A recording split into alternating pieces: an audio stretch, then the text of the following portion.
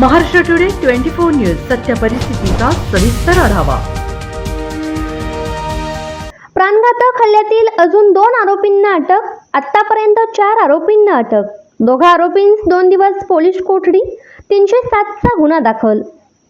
सलमान मनियार यांच्या तक्रारीवरून MIDC police station Jalgaon येथे गुन्हा रजिस्टर क्रमांक 317/24 भादवी 307 प्रमाणे दाखल असून पोलीस तपास सुरू आहे। अटक व पोलीस कोठडीत रवानगी। पोलिसांनी यापूर्वी 12 मे रोजी 2 आरोपींना अटक केली होती।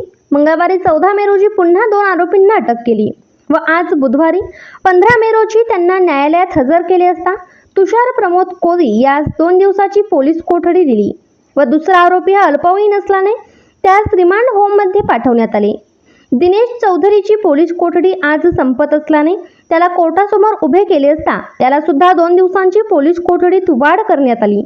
अल्पवयीन असून खुनशी मानसिकता। सदर प्रकरणी पोलिसांनी 4 आरोपींना अटक केली असून त्यात 2 आरोपी हे अल्पवयीन निघाले आहेत। 4 पैकी 2 कुसुंबा येथून असून 2 हे अशोक किराणा मेहरून जवळील आहेत।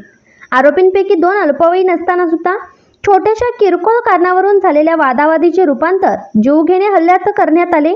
यावरून या अल्पवयीन मुलांची मानसिकता समजून येत आहे। यावर वेरीज समाजाने पालकांनी या प्रशासनाने योग्य ती सकारात्मक कार्यवाही करावी व त्यांना मुख्य प्रवाहात आणावे अशी मागणी सामाजिक कार्यकर्ते फारुख शेख यांनी केली आहे। पोलिसांची कर्तव्यदक्ष तत्परता। MIDC पोलिसांनी खास करून पोलीस निरीक्षक बबनराव आव्हाड, पोलीस उपनिरीक्षक दत्तात्रय पोटे, सहाय्यक पोलीस उपनिरीक्षक अतुल वंजारी व त्यांचे सहकारी यांनी पोलीस उपविभागीय अधिकारी यांच्या मार्गदर्शनाखाली ज्या तत्परतेने आरोपींना अटक करून गजाआड केले त्याबद्दल त्यांचे सुद्धा फारुख शेख यांनी आभार व्यक्त केले आहेत। जुनेदची प्रकृती स्थिर। जुनेद हा ओम क्रिटिकल ICU मध्ये 11 मे पासून ॲडमिट असून उपचार घेत असून त्याची प्रकृती स्थिर आहे। महाराष्ट्र टुडे मराठीसाठी ब्युरो रिपोर्ट हाजी सलीम खान।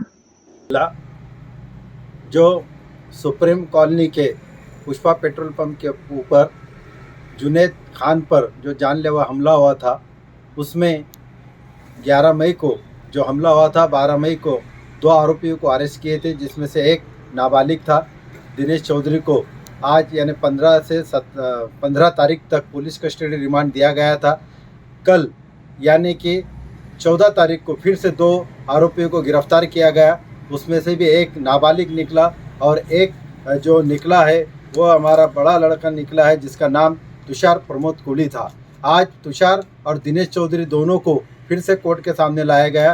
कोर्ट ने दिनेश चौधरी जिसको पहले 3 दिन की PCR दी थी, उसकी PCR को बढ़ाते हुए 2 दिन PCR एक्सटेंड कर दिया है। और जो आज नया आरोपी हजर किए थे तुषार प्रमोद कोली, इसको भी 17 तारीख तक कोर्ट ने पुलिस कस्टडी रिमांड दिया है। आज जो नाबालिग लड़का पकड़ा गया था उसकी भी रिमांड होम में उसकी रवानगी की गई। इस तरह से अभी तक जुनेद खान के प्राणघातक हमले में 4 आरोपियों को अटक किया गया है।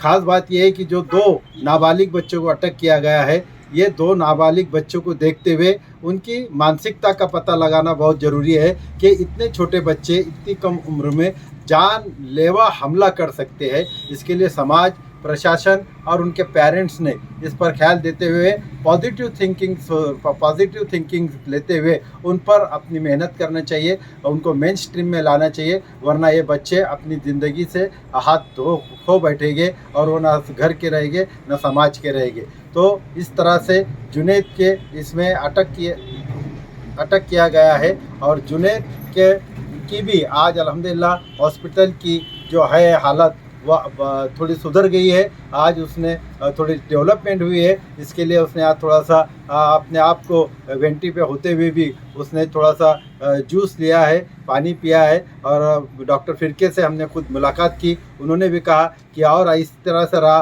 तो कल या परसों में उनका वेंटिलेटर भी निकल सकता है। अल्लाह से दुआ करें कि अल्लाह जुनेद को जल्द से जल्द सेहत दे और साथ ही ये कोशिश करे कि अभी जुनेद के वालिदैन को इमदाद की भी बहुत सख्त ज़रूरत है, क्योंकि हम समझ सकते हैं कि सब कुछ एडजस्टमेंट होता है, पैसे की एडजस्टमेंट होती नहीं। इसलिए मेरी मुद्देबाना गुजारिश है कि हम लोग उनको सिंपैथी के साथ साथ कुछ माली इमदाद भी करें।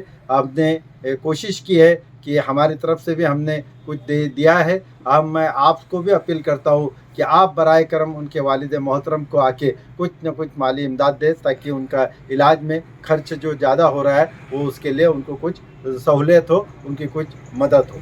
शुक्रिया। फारूक शेख। आजच महाराष्ट्र टुडे 24 न्यूजला सबस्क्राईब करा आणि सत्य परिस्थितीचा सविस्तर आढावा पहा.